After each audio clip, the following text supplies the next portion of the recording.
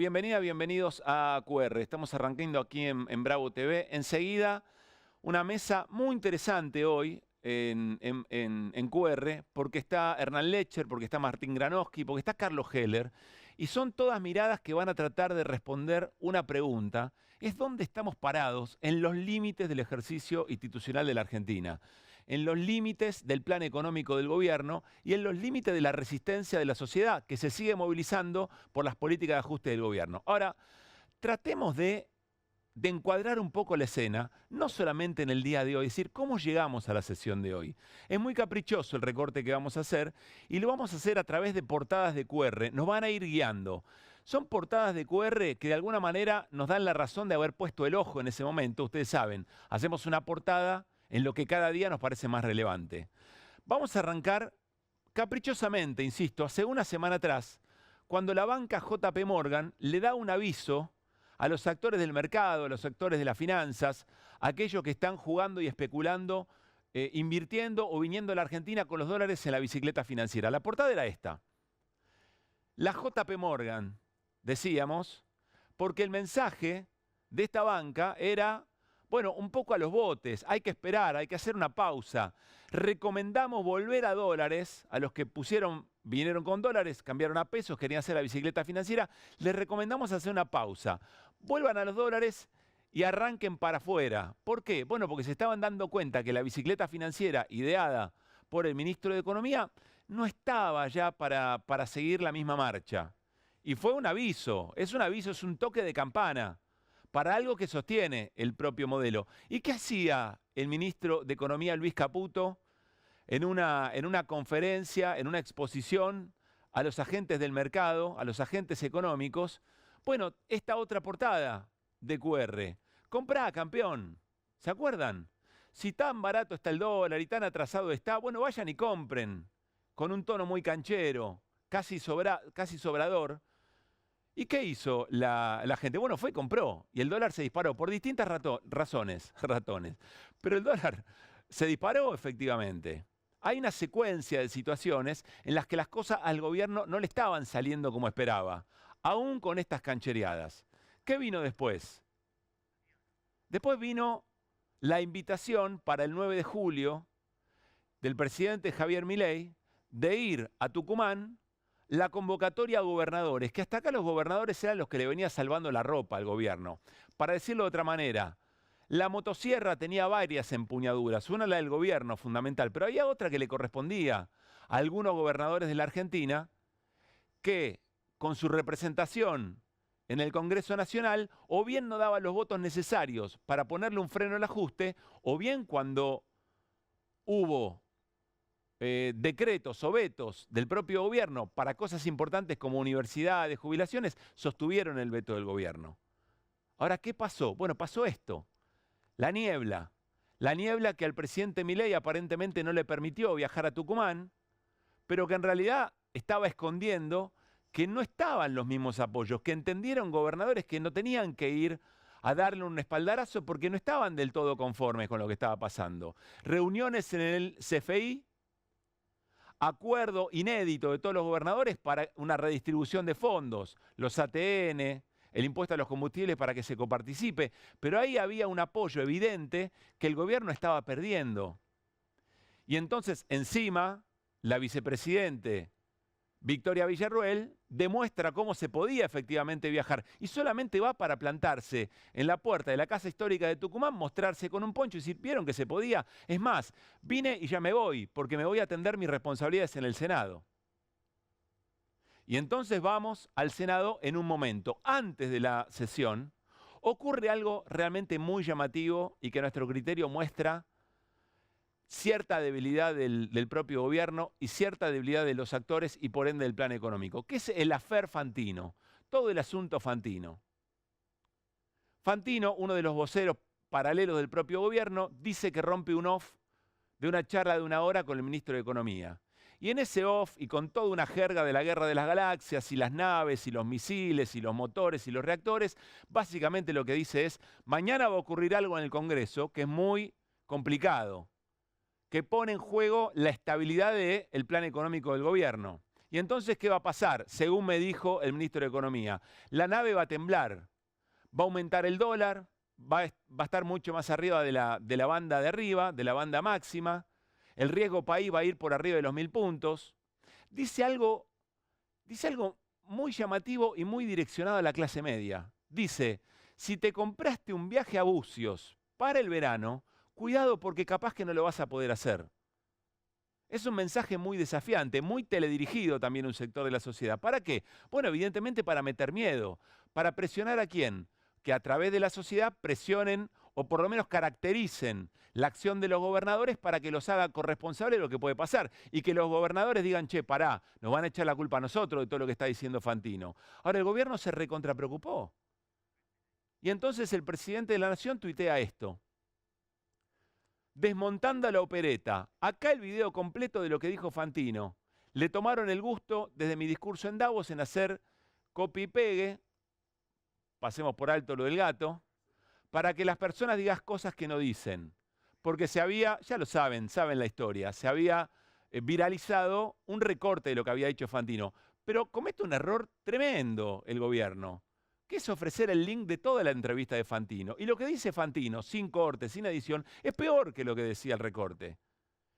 Y valida todo lo que efectivamente dice. ¿Qué salen a decir del Ministerio de Economía? Fantino entendió todo al revés.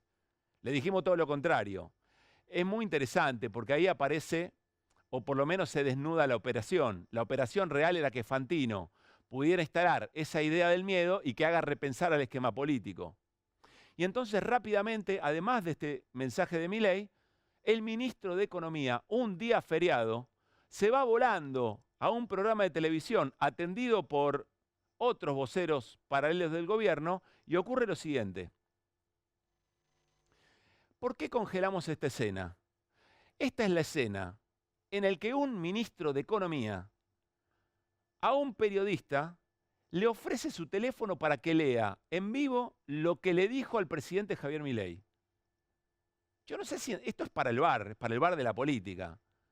Yo no sé si entendemos la situación. Un ministro de Economía que siente que está en juego algo muy importante, su propio plan económico, por lo que había dicho otro vocero paralelo del gobierno, le muestra el teléfono, no entra en ninguna cabeza. Por lo menos en la lógica de la política del siglo XX esto no pasaba. O esto era una caracterización muy concreta de debilidad. El ministro de Economía necesita que un periodista que nunca le hace una repregunta le valide lo que está en un teléfono. Había pasado con Milei, ¿se acuerdan que le dio a otra periodista un teléfono? No, léelo. Una situación horrible, porque le obligó a leer todo lo que efectivamente estaba. Creo que era una conversación con un hombre fuerte de la provincia de Misiones respecto de otra votación. Bueno, todo esto en la víspera de una votación muy importante.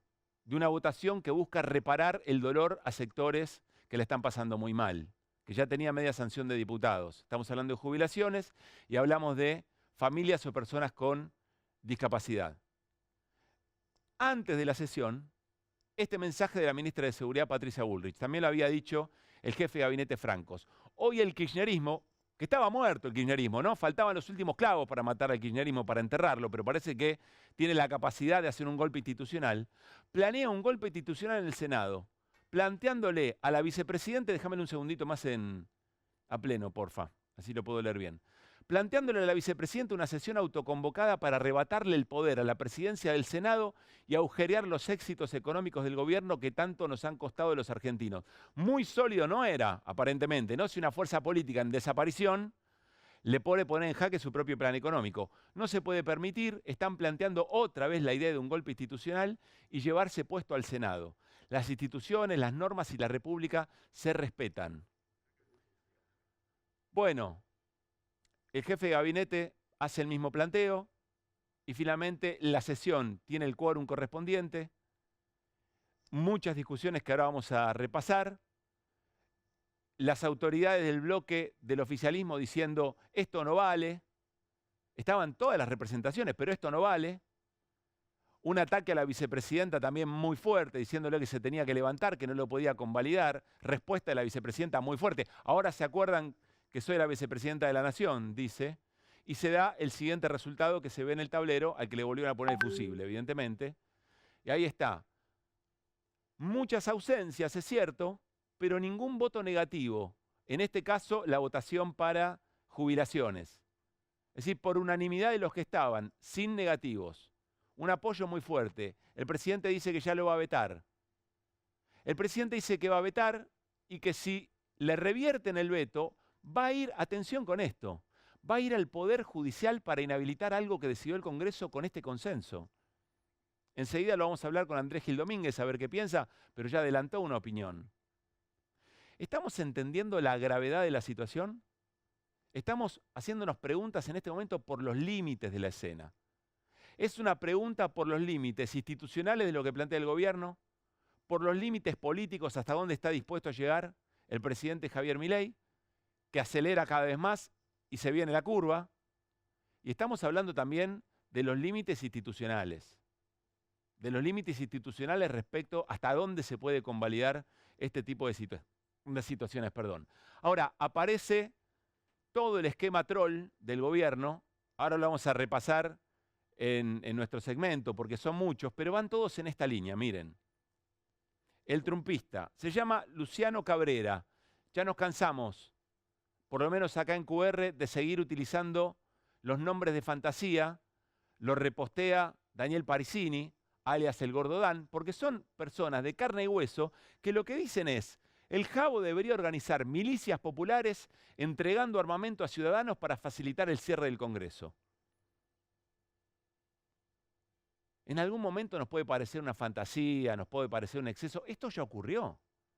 Esto ocurrió en Brasil, donde Bolsonaro tiene que responder ante la justicia por estas situaciones, y ocurrió en Estados Unidos.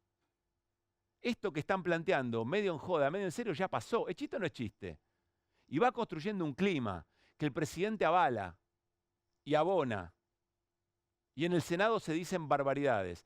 Y la pregunta sobre si nosotros estamos medio a la Tato Bores, vermú con papas fritas y good show, observando todo esto como si fuera un entretenimiento político televisivo.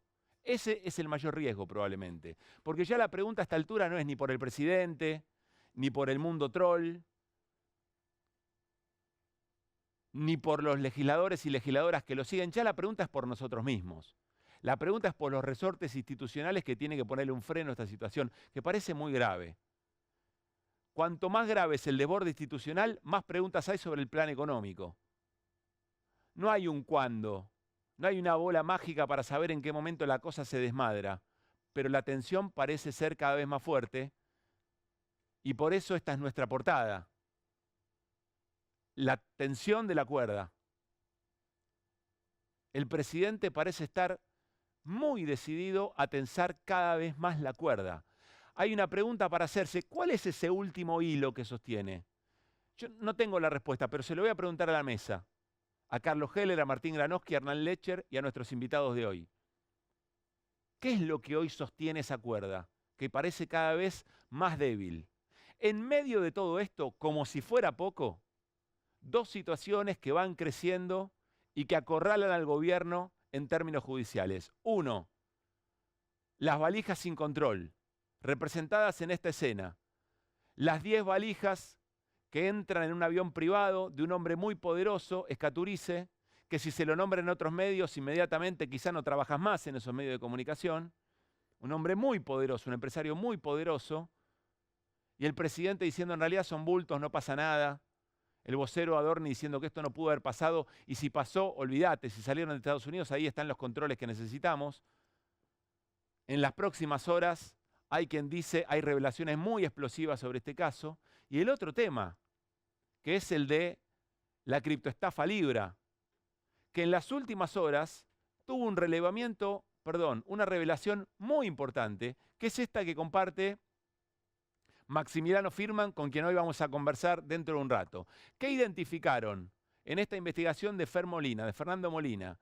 Bueno, identificaron, porque se fue de boca Hayden Davis, el creador de la moneda, identificaron su billetera virtual. Es muy fácil traquear lo que hace una billetera virtual, lo que es difícil es saber a quién le corresponde. Bueno, bingo, encontraron la billetera de Hayden Davis y lograron identificar cada movimiento, eso es lo que se ve en el posteo, que después lo vamos a repasar, cada movimiento político de Hayden Davis, con quién se juntó en la Argentina y después qué movimiento de dinero, millones de dólares, qué movimiento empezó a hacer después de cada reunión.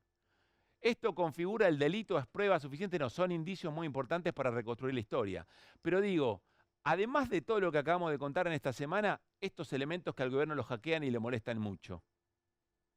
Parece una situación límite. Ahora, estamos en un momento del país en que no tenemos mucha idea de cuáles son los nuevos límites de esta nueva realidad, que no es una cosa solamente argentina, es una cosa global. Pero en algún momento los anticuerpos deberían aparecer, los anticuerpos institucionales. No sabemos si estamos cerca, si estamos lejos. El gran riesgo es que las cosas se vengan muy a pique y eso no es para celebrar. Porque cuando las cosas se rompen, cuando la cuerda se tensa tanto que se parte, los que sufren son los sectores vulnerados de siempre. Arrancamos QR con las voces del día.